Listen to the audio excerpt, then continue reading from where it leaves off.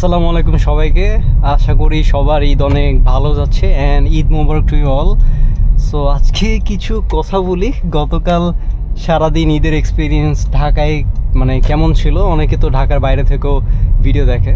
So usually যেটা হয়েছে যে ইউজুয়ালি ঈদের সময় তো একদম ঢাকা পুরা ফাঁকা হয়ে যায়, লিটারালি রাস্তায় কোনো গাড়ি নেই। So this is the perfect time to enjoy your cars. হ্যাঁ, এখন কাহিনী হচ্ছে অনেক মানুষ যারা জীবনেও গাড়ি বের করে না বছরে, তারা ঈদের দিন গাড়ি বের করে। গতকাল একাই মানে এমনিতে রাস্তায় কোনো গাড়ি নেই, তার উপর 4টা থেকে 5টা গাড়ি দেখছি রাস্তার পাশে মানে নষ্ট হয়ে গেছে। অ্যান্ড তার মধ্যে একটা ছিল আমার নিজের মামার গাড়ি। সো আমার এক মামার বাসায় হচ্ছে আমরা বিকালের দিকে গেছিলাম, তো যখন ব্যাক করবো সন্ধ্যার সময় তখন তাদের গাড়ি হঠাৎ করে স্টার্ট নেয় না। হ্যাঁ, সো আমাকে পরে বললো যে মনে হয় ব্যাটারি বসে গেছে। দেন মি অবভিয়াসলি যে হচ্ছে ফার্স্ট টাইম জাম্প স্টার্ট করলাম একটা গাড়ি, যে দো প্রপার টেকনিকটা জানতাম। বেসিক্যালি হচ্ছে আপনার এক ভালো গাড়ি আর যদি খারাপ গাড়ি যেটা হয় মানে যেটার ব্যাটারি নষ্ট হয়েছে, ব্যাটারি পজিটিভ এন্ডে একটা তার লাগায়, ওই গাড়ির ব্যাটারি পজিটিভ এন্ডে একটা তার লাগাবেন।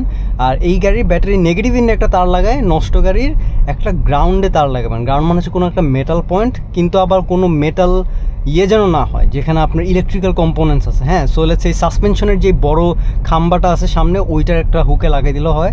অ্যান্ড দেন যেটা করতে হয়, গাড়ি কিছুক্ষণ মানে এই গাড়িটা কিছুক্ষণ অন রাখবেন, লেটস সেই 2 মিনিট 3 মিনিট অন করে রেখে দিবেন ওই গাড়িটা। দেন ওইটার ব্যাটারিটা চার্জ হবে অ্যান্ড দেখবেন যে যেই তারটা লাগায় রাখছেন তারটা অনেক গরম হয়ে যাচ্ছে। হ্যাঁ, সো 2-3 মিনিট পরে ওই গাড়িতে আপনি প্রেস করলে দেখবেন ওই গাড়ি স্টার্ট হয়ে গেছে। So that's how you do a jump start. হ্যাঁ, আমি হয়তো সামনে একটা প্রপার ভিডিও দিব।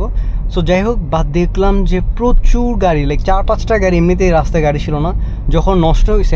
আসার সময় সন্ধ্যার দিকে এই গাড়িগুলা রাস্তায় নষ্ট হওয়ার কারণে কিন্তু খালি জ্যাম প্রচুর বেড়ে গেছিলো রাস্তায়, মানে পুরো রোড ব্লক হয়ে যাচ্ছিলো। এরকম কিছুক্ষণ পর একটা গাড়ি রাস্তায় থেমে বসে আছে।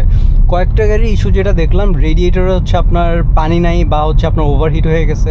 একটা গাড়ির তো আমাদের সামনেই রেডিয়েটরের পাইপ মনে হয় খুলে গেছে, সব রেডিয়েটরের যে কুলেন্ট বের হয়ে একদম স্টিম হয়ে ইনস্ট্যান্ট, আমি তো দেখে ভাবছিলাম মানে সামনের গাড়িতে আগুন ধরে গেছে, মানে এত স্টিম বেরোচ্ছিল।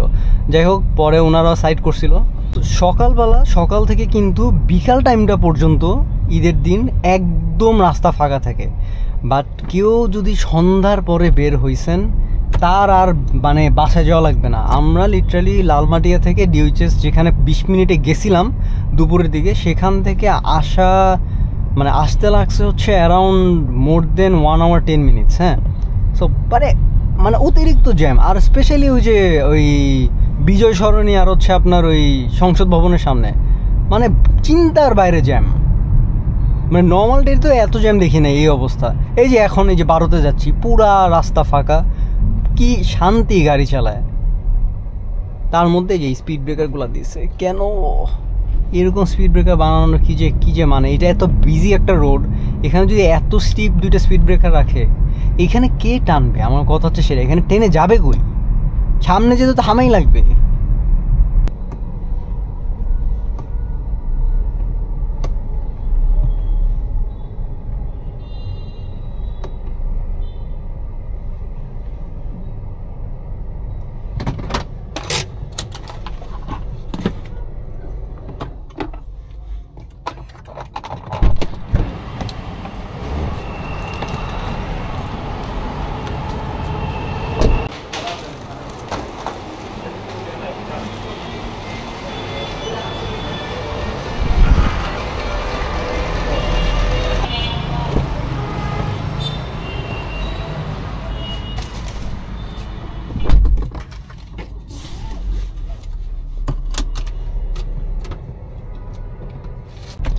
সো গাইজ, বাইর হইলাম কিছু বাজার করার জন্য, বাট আনফর্চুনেটলি আজকে মোটামুটি সব দোকান বন্ধ, ইনক্লুডিং প্রিন্স বাজার। সো স্বপ্নতে ঢুকলাম, স্বপ্নতে অর্ধেক আইটেমই পাইনি। অ্যান্ড আর একটা জিনিস, সেটা হচ্ছে এই ঈদের আগ পিছে কিন্তু এই ফুয়েল কোয়ালিটি প্রত্যেকটা ফুয়েল পাম্পের খারাপ হয়েছে। হ্যাঁ, মানে গতকাল সারা ফাঁকা রাস্তা তো প্রথমে ছিলাম, তারপরে তো আসার সময় অনেক জ্যাম ছিল। হ্যাঁ, বাট স্টিল কনসিডারিং এই কয়দিন হচ্ছে আপনার অ্যারাউন্ড 111 কিলো চলা হয়েছে, I am getting only 12.4। And গাড়ি কিন্তু পুরোটা আমি চালাইছি 111 কিলো। সো নর্মালি যেখানে আমি 16+ থাকতো সেখানে এখন 12.4। আমি যদি এখন রিসেটও করে দিই ইউ গাইজ উইল সি যে কী বাজে ফুয়েল মাইলেজ। এটা খালি আমি তো ক্লিন থেকে নিয়ে অ্যাজ অলওয়েজ, বাট ক্লিনেও মনে হয় খারাপ ফুয়েল পড়ছে আমার জন্য ফর দ্য ফার্স্ট টাইম। আর অন্যান্য তো শুনলাম যে সততা, তারপর হচ্ছে সুমাত্রাতেও সেম ইস্যু, ফুয়েল মাইলেজ একদমই নাই, অ্যান্ড অনেকের নাকি নকিং ইস্যু হচ্ছে। সো এরা কি মানে ঈদের সময় খারাপ ফুয়েল এনে দিয়ে দেন মানে করে দিচ্ছে কি না, বিকজ মানে ম্যাক্সিমাম মানুষের এই প্রবলেমটা দেখছেন। আর গতকাল যেটা বললাম অনেকের গাড়ি নষ্ট হয়েছে, আপনার যদি খুবই খারাপ ফুয়েল পড়ে, মানে খারাপ মানে এটা ফুয়েলের কোনো জাতের মধ্যে যদি না পড়ে, তখন কিন্তু আপনার হাইড্রোলক বলে একটা জিনিস হয়, আপনার ইঞ্জিন পুরো সিজ করে তখন, হ্যাঁ গাড়ি আর অন হবে না, ওইটা পুরোটা ড্রেন করে ইঞ্জিন থেকে দেন আপনার গাড়ি অন করতে হবে। সো খুবই হিউজ প্যান। ওইটা যদি কারো হয়ে থাকে, he is in really bad luck, because এটা আসলে ওটা যদি কারো হয় then he is in really bad luck, because এটা হলে আসলে তেমন কিছু করার নাই। হ্যাঁ, আপনি যত গাড়ি মেনটেন করেন না কেন, আপনার যদি এত খারাপ ফুয়েল বলে যে আপনার হাইড্রোলক হয়ে গেছে, তখন আসলে কিচ্ছু করার নাই। হ্যাঁ, অ্যান্ড এই জন্যই মানে আমি বুঝলাম না, দিস ইজ ভেরি স্যাড, মানে এত কিছু করা হয় দেশের জন্য, মানে যার মানে কেউ যদি গাড়ি ওন করে, সে এতখানি ট্যাক্স দেওয়ার পরে যদি আপনার এরকম খারাপ ফুয়েলের জন্য গাড়ি রাস্তায় বন্ধ হয়ে যায়, this is the worst thing. And এই রাস্তায় আমি কখনো যাই নাই, এই যে উত্তরার এই নতুন রাস্তা করার পর। সো লেটস সি, আজকে ঈদের দিন পুরা রাস্তা ফাঁকা, সো সামনে উত্তরা থেকে ঘুরে আসি, অ্যান্ড যদি কোনো সুপার মল চোখের সামনে পড়ে তাহলে থেমে হয়তো বাকি বাজারটাও করে ফেলবো।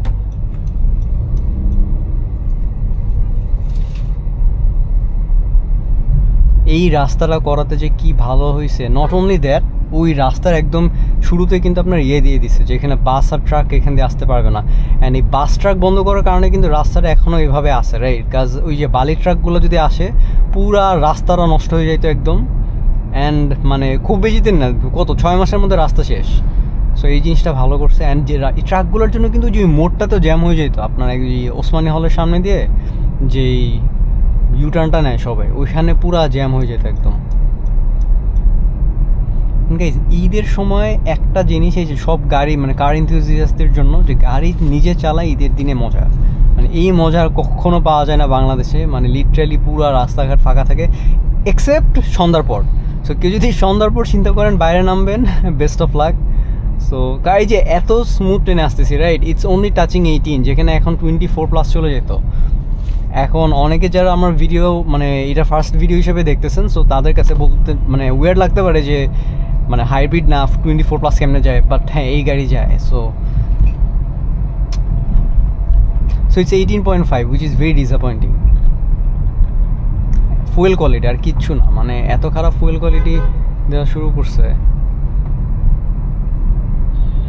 অ্যান্ড সব থেকে বড়ো প্রবলেম কি, এই যে আপনার এই পেট্রোল পাম্পগুলো যারা মানে ফুয়েল আনে নেয়, আপনারা কিন্তু বিদেশে দেখবেন যে এই পেট্রোল পাম্পগুলোর কিন্তু কয়েক মাস পর পর মানে ধরেন একটা বোতলে 1 লিটার হচ্ছে আপনার দাগ দেওয়া থাকে, 200 ml 300 ml 400 ml। হ্যাঁ, সো 1 লিটার দাগ দেওয়া থাকে এবং ওইখান থেকে আপনার 1 লিটার ঢালা হয় দেখতে যে আপনার ওইটার যেই অ্যাকিউরেসিটা 100% ঠিক আছে কিনা। কারণ হচ্ছে আপনার ক্যালিব্রেশনটা মাঝে মানে আস্তে আস্তে ঢালতে চেঞ্জ হয়ে যায় আপনার ফুয়েল পাম্পে। সো অনেক সময় দেখবেন যে টাকা দেখাচ্ছে যে 40 লিটার ঢুকছে, যেখানে আপনার ট্যাঙ্কি হচ্ছে 30 লিটার। একটা এক্সাম্পল দিলাম। সো এই জিনিসটা হয় হচ্ছে অনেক দিন ক্যালিব্রেশন না করলে দেন হচ্ছে আপনার এই যে ওরা দেখায় যে বেশি মানে ফুয়েল ঢালতেছে, বাট অ্যাকচুয়ালি ফুয়েল ঢালতেছে না। এখন অনেকে বাংলাদেশে যেটা করে, এটা বলে হচ্ছে যে এটা পানি মিশায়। পানি যদি ফুয়েলের সাথে মিশায়, তেল আর পানি কখনো মিশতে পারে না। সো পানিটা সেপারেট থেকে, পানি যদি কখনো ইঞ্জিনে ঢুকে, ওই যে বললাম হাইড্রোলক হয়ে একদম ডাইরেক্ট গাড়ি বন্ধ হয়ে যাবে। সো অ্যান্ড ইঞ্জিন ফেটে যাওয়ারও চান্স থাকে। সো নর্মালি পানি দেয় না, ইউজুয়ালি যেটা হয় অ্যালকোহল মিক্স করে, ইথানল মিক্স করে হচ্ছে আপনার এই ফুয়েলের যে রেটিংটা সেটা কমায় দেয়। হ্যাঁ, এইটা হচ্ছে একটা ইস্যু। বা তাছাড়া যেটা এই যে ক্যালিব্রেশনটা ঠিক মতো করে না, যে কারণে মানে আমাদের থেকে বেসিক্যালি বেশি টাকা নিচ্ছে। অ্যান্ড ইচ্ছা করো অ্যান্ড এই ক্যালিব্রেশন দেখার জন্য যে রেগুলেটরি বা অথরিটি, হ্যাঁ আমি জীবনে দেখলাম না যে আপনার একটা ফুয়েল পাম্পে যে এরকম করে মেজার করতেছে, বা এটার যে কোনো বডি আছে তাদের কোনো জীবনে কোনো ফেসবুক পেজ বা কোথাও কোনো তাদের খবর নাই। হ্যাঁ,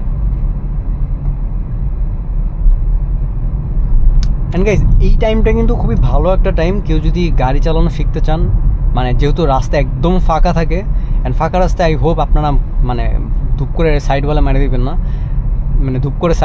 দিবেন না, অ্যান্ড মানে তাছাড়া কিন্তু আপনার গাড়ি মোটামুটি রাস্তায় অনেক কমফোর্টেবলি চালাতে পারেন। বিকজ অনেক বিগিনার ড্রাইভারাই হচ্ছে ওই যে নার্ভাস থাকে যে ভাই এত গাড়ি থাকে, এত অটোরিক্সা থাকে, এত টেসলা থাকে রাস্তায়।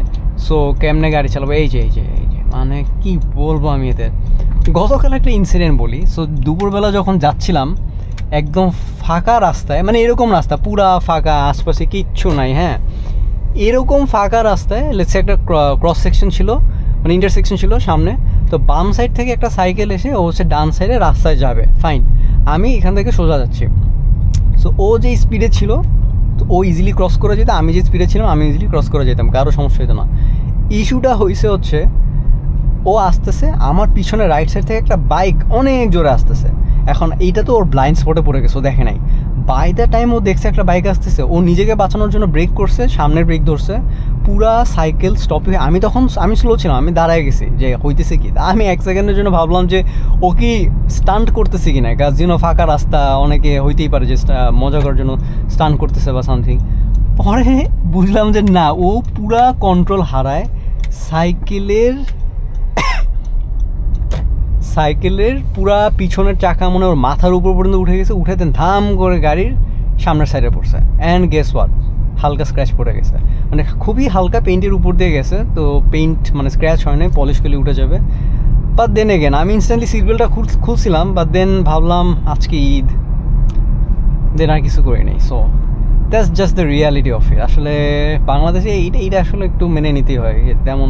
বাট এটা যদি ইউজুয়াল ডে টু ডে হইতো, ঈদ না রোজা না, অ্যান্ড কেউ এরকম কিছু করছে, হি উড হ্যাভ উইশড সে আমার গাড়িতে না আমার।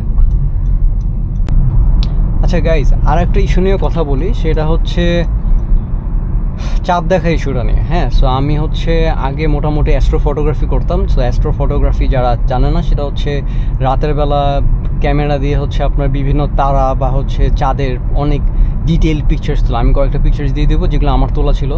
সো কাহিনী হচ্ছে লাস্ট ঈদেও কিন্তু আমি আপনার ঈদের যেই চাঁদটা সেটা তুলতে পারছি। বাট এই ঈদে অ্যাস্ট্রো ফটোগ্রাফি কিন্তু কিছু সফটওয়্যার থেকে, অ্যাপ থাকে, যেগুলো হচ্ছে কনস্টেলেশনস অ্যান্ড এভরিথিং ট্র্যাক করে। হ্যাঁ, সো এই ঈদে যেটা দেখাচ্ছিল যে চাঁদটা আপনার 6:45 মধ্যে আপনার হরাইজনে একদম নিচে নেমে যাচ্ছে, ঠিক আছে, মানে হচ্ছে একদম দিগন্তের শেষে চলে যাচ্ছে। এখন তা আবার কোন দিক থেকে, তা আবার একদম মানে ওয়েস্ট সাইডে। সো জিনিসটা হচ্ছে সূর্যের সাথে সাথে চাঁদটা নেমে গেছে, মানে মাগরিব হয়েছে, আপনি ইফতার করে বের হইতে হইতে দেখবেন যে চাঁদ নেমে গেছে। আচ্ছা, এখন চাঁদ যেহেতু এত ক্লোজ ছিল, আপনার অ্যাপে দেখায় যে আপনার চাঁদের রিফ্লেকশন দেখা যাবে নাকি যাবে না। এখন কথা হচ্ছে ম্যাক্সিমাম জায়গা থেকে জিনিসটা অলমোস্ট 99.999% শিওর যে দেখা যায় নাই।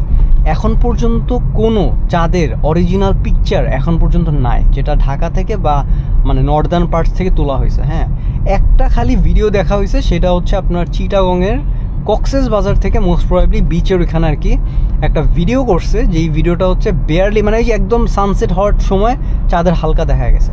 এখন আপনারা যদি প্রপার ফলো করেন তাইলে দেখবেন যে মানে প্রপার হাদিস, সেটা হচ্ছে আপনি ইফতারি করার পরে, মানে মাগরিবের পরে চাঁদ দেখা গেছে কি না।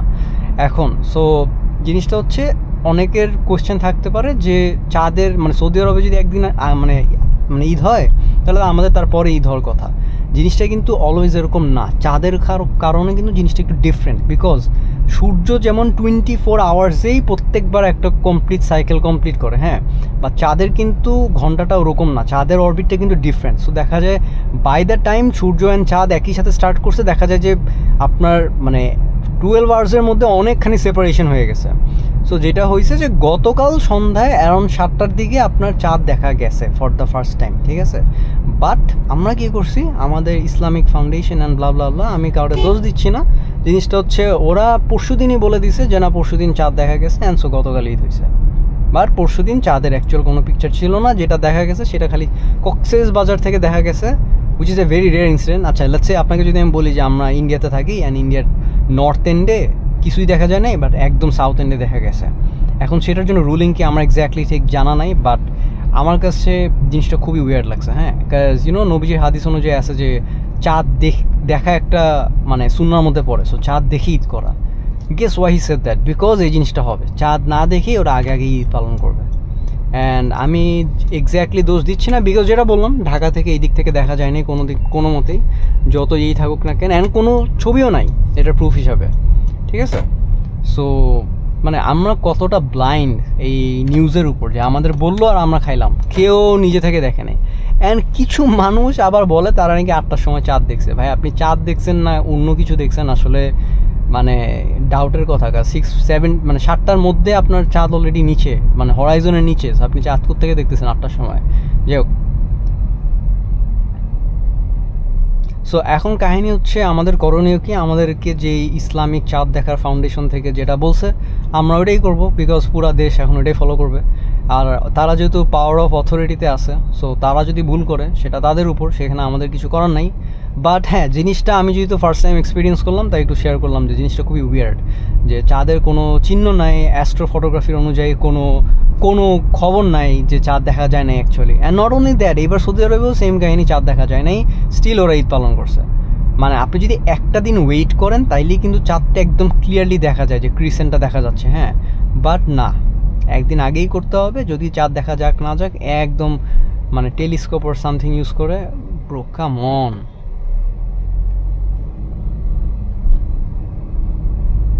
সি এতখানি ফাঁকা রাস্তা চালার পর 21 kilometre per litre, which is very absurd. কাজ মাত্র আমি একজন গাড়িতে, নর্মালি যেটা হয় 26 চলে যায়, অ্যান্ড এই একজনের পর যদি এত কম আসে, আসলে তেলের অবস্থা খুবই খারাপ। মানে সবগুলো স্টেশন থেকে, যে কটা স্টেশন মোটামুটি চিনতাম যে ভালো ফুয়েল দেয়, সেগুলো থেকেও খুবই খারাপ অবস্থা। অ্যান্ড এখন অনেকে কোয়েশ্চেন করবেন যে ভাই এই ফুয়েল স্টেশন ভালো কিনা, ওই ফুয়েল স্টেশন ভালো কিনা। আমার পক্ষে তো সব ফুয়েল স্টেশন জাজ করা পসিবল না। সো যেটা হয়েছে যে আমি যে কটা চিনি যেখান থেকে নিছি, সুমাত্রা দেন হচ্ছে ক্লিন, এই দুইটাতে আমি কনফার্ম যে এরা মোটামুটি ভালো ফুয়েল দেয়। সব থেকে খারাপ ফুয়েল দেয় আমার কাছে লাগছিল হচ্ছে সিএসডির তেল। অনেকে সিএসডির তেল নিয়ে কেমনে বলেন যে ভালো তেল, আমি জানি না, most probably placebo effect. And অনেকে ট্রাস্ট থেকে তেল নিয়েও বলেন যে অনেক ভালো তেল। আমার সেম মনে হয় most probably placebo effect. Placebo effect হচ্ছে লেটস সে আপনি একটা এক্সাম্পল যদি দিই, আপনার গাড়িতে পুরান টায়ার্স ছিল, আপনি নতুন টায়ার্স লাগাইছেন বাট একটা অন্য ব্র্যান্ডের, অ্যান্ড যেহেতু পুরান থেকে নতুনে শিফট করছেন তাই আপনি একটা ডিফারেন্স ফিল করবেনই, রাইট? বাট আপনি ভাবতেছেন যে না, পুরান টায়ার আমার ব্রিজস্টোন ছিল, এবার আমি মিশেলিন লাগাইছি তাই আমার গাড়ি অনেক বেটার পারফর্ম করতেছে। সো এইটা হচ্ছে অনেকের মানে মাইন্ডে এই জিনিসটা সেট হয়, সেইটাকে বলে প্লাসিবো ইফেক্ট, হ্যাঁ।